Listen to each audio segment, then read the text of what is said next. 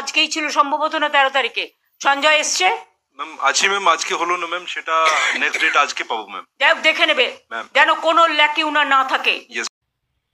বিশেষ করে বন্ধুরা এই ওবিসি কেসের জন্যই কিন্তু সব রিক্রুটমেন্ট প্রসেস আটকে রয়েছে।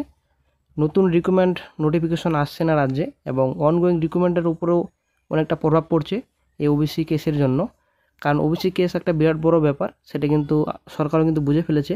তো 9 তারিখে আমাদের রাজ্যের মুখ্যমন্ত্রী মাননীয় মমতা ব্যানার্জি ওবিসি সম্বন্ধে কিন্তু অনেক কিছু কথা বলেছেন। ওবিসি কেস যেন তাড়াতাড়ি মিটে যায়, এটা কিন্তু ক্লিয়ার উনি স্পষ্ট করেই বলেছেন, ঠিক আছে।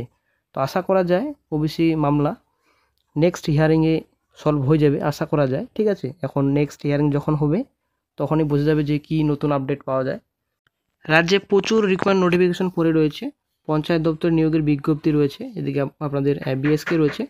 যদিও বন্ধুরা বিএসকে নোটিফিকেশন প্রকাশিত করে দিতে পারে সরকার, কিন্তু না জানি কেন বিএসকে ডাটা এন্ট্রি অপারেটর পদে বিজ্ঞপ্তি প্রকাশিত করছে না রাজ্য সরকার। এটা কিন্তু কন্ট্রাকচুয়াল বেসিসে নিয়োগ করা হবে, আশা করি আপনারা সকলে জানেন, ডাটা এন্ট্রি অপারেটর পদে।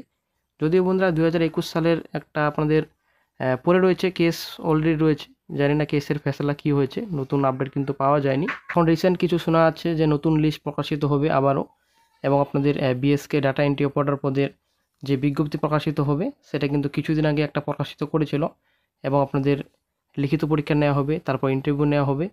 আপনাদের এরকম দুটো প্রসেস কিন্তু বলা হয়েছিল একটা রিক্রুটমেন্ট নোটিশে, তো তারপর থেকে কোনো কিন্তু আপডেট পাওয়া যায়নি। তো এখন দেখা যাক নতুন আপডেট কী পাওয়া যাচ্ছে।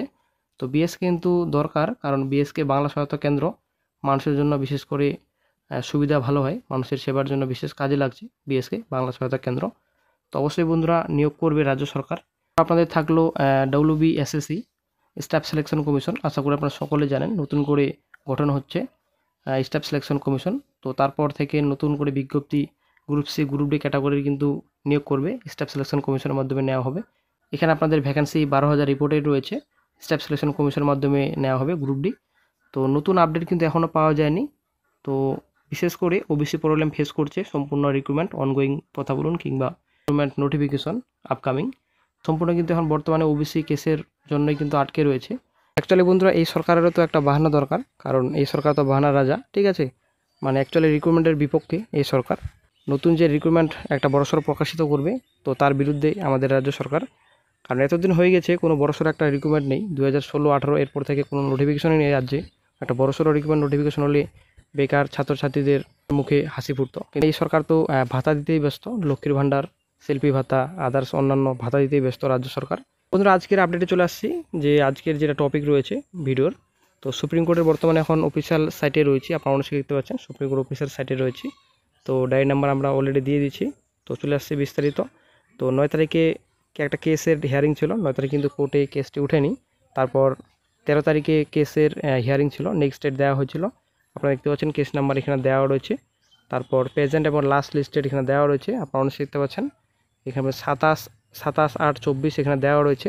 জাস্টিস অনারেবল মিস্টার জাস্টিস আপনারা দেখতে পাচ্ছেন JB পাটোয়ারি দেওয়া রয়েছে এখানে।